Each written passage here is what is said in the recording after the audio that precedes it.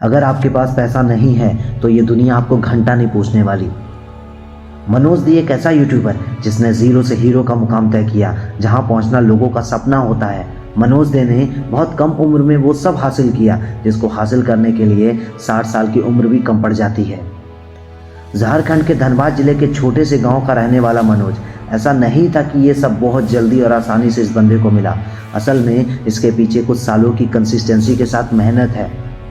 मनोज के पिता साइकिल की दुकान पे पंचर लगाने का काम करते थे, जिसके दम पर वो पूरा परिवार का खर्चा चलाते थे, लेकिन फिर भी बहुत सी ज़रूरतें पूरी नहीं हो पाती थी। मनोज ने गांव के सरकारी स्कूल से पढ़ाई की और फिर ITI पूरा किया।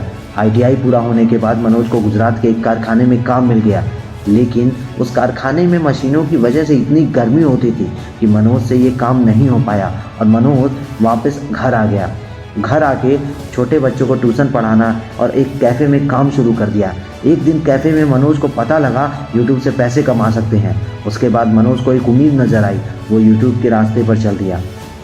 और ये वक्त ऐसा था कि मनोज को घर से बहुत प्रेशर मिल रहा था, लेकिन कहीं ना कहीं मनोज को एक उम्मीद थी कि यूट्यूब से पैसे कमा सकते हैं।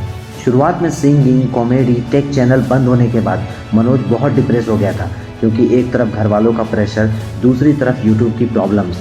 लेकिन इस बंदे ने हार नहीं मानी और लगा रहा। फाइनली मनोज दे के नाम से एक टेक चैनल स्टार्ट किया और दोबारा पूरी शिद्दत के साथ काम करने लगा। और देखते ही देखते मनोज की दुनिया ही बदल गई और मनोज दे वाकई में मनोज दे बन गया और इंटरनेट पे अपनी एक पहचान बनाई और अपनी पूरी लाइफ बदल डाली।